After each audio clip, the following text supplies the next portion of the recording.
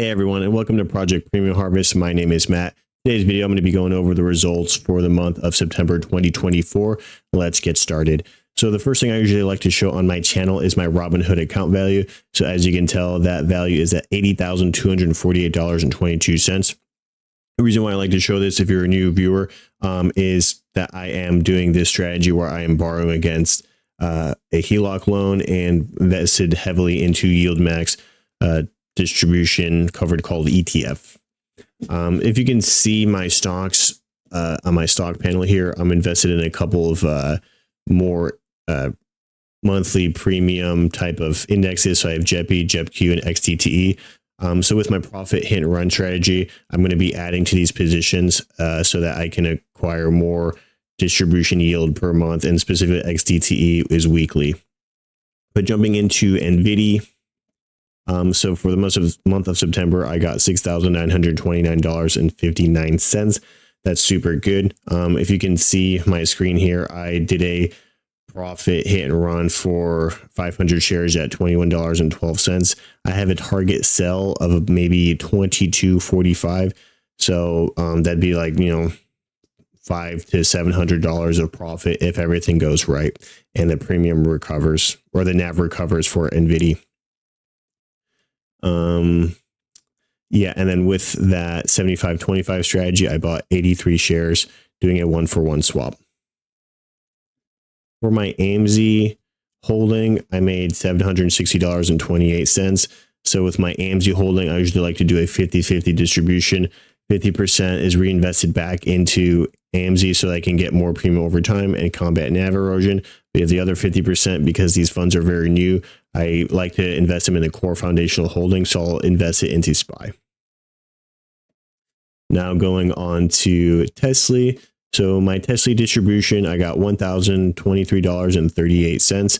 With that $1,000, I got 82 shares. And the thing about my tsly YieldMax ETF is I'm going to reinvest 100% of these distributions back into the fund so that I can grow this monthly distribution as fast as possible. All right, guys, now moving on to my Excel spreadsheet, I'm going to discuss where the project started and then where we're currently at right now. And so let's dive into it. So when the project first started, I took out a HELOC loan for about $83,104. With the September distribution, I made the payment towards the HELOC loan, and now it has dropped down to $61,713.03. Usually my HELOC payment is about $796.82.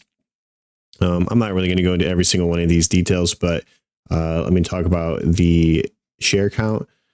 So for tsly, I started this project with 1,105 shares.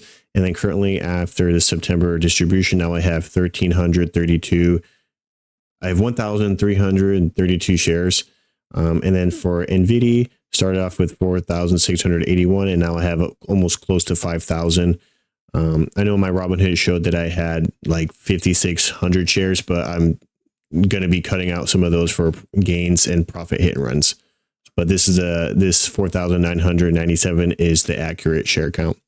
And then for amzy, it's definitely been underwhelming, underperforming, but I've also been doing a different type of strategy where I'm only reinvesting 50%. But there is growth, so that's a good thing, right? So I started off with about 1,101 shares, and now I have 1,178 shares. So that's kind of cool. And then with that amzy discussion, I put about $2,529.38 towards SPY. Yeah, and then going on to the original Robinhood account value, I originally started at 102,000, and then now it's down to 80,000. But I anticipate this going up as the NAV recovers after the distribution. But initially, when I first started this project, I estimated to take about 18 months to pay off the HELOC loan. As it currently stands, because some of the premiums were higher, it went down to 16 months. And since we've already 4 months have gone by since the project started, there's only 12 months remaining before I fully pay off that HELOC loan. And I pretty much have free money. I don't have to risk my rental property home. And yeah, so once that first HELOC loan is paid off, we'll kind of see what the next steps is. But I kind of envision using another HELOC loan and either choosing amzy, or I might jump over to like XTTE so I can get like a weekly premium. So that's to be determined. There's a couple variables I am looking into. So if the NAV erosion is a little bit too high, I might not do it again, but we'll see. But moving forward. So we already talked about kind of the fund payouts. I'm not really going to go over that again. We talked about how much they paid out. So let's move over. Let me go talk about taxes. Where is that? Right here. So from my understanding, I don't know if I'm exactly going to pay the 35% taxes because these funds are return of capital. I'm actually trying to schedule a meeting with Jay.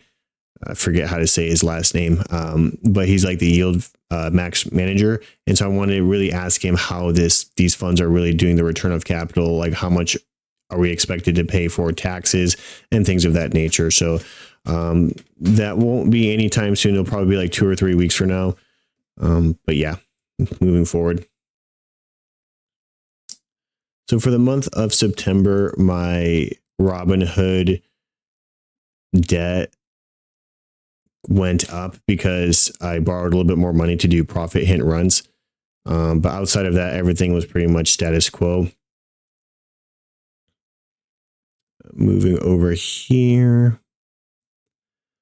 All right. So you guys know I love this part where if I took out zero debt, I'd be making $0 extra dollars. So I just kind of want to reiterate that point. So I basically had to pay about $1,198.75 of debt, but then I made $7,514. If I took $0 and borrowed $0, I would be making no extra money. But since I took out debt, I made $7,500 this month, right? And just to kind of reiterate the point, all the rich people do this. All the rich people use debt to get more money, to build their wealth, because debt isn't taxable, right? So that's kind of one of their wealth building mechanisms, is by using debt. So I already kind of hit on the core holdings, talked about the remaining HELOC loan is now at $61,713.03. And then the end of month account value, I usually like to calculate on the last day of the month, like either the 30th, 31st, or if it's February, like the 28th, because that number is going to fluctuate, and that kind of accurately represents the month more than doing it right after a distribution. All right, now we're going to go talk about these beautiful charts that I made. The reason why I made these charts is just a more visual representation of the other Excel spreadsheet we're looking at. So ideally, if you look at this individual YieldMax ETF performance, I want to see these numbers consistently kind of go up over time. I know that the distribution per share is going to change. It's not exactly going to be the same amount every time, but ideally with the more shares that I'm buying, this should be going up. So is that the case from this last week? I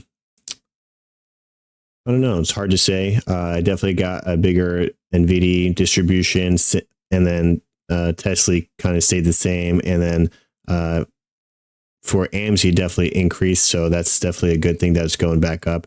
So ideally, I would like to see these kind of continue up. But for my monthly premium growth, this number is when I just combine all of the distributions into one number.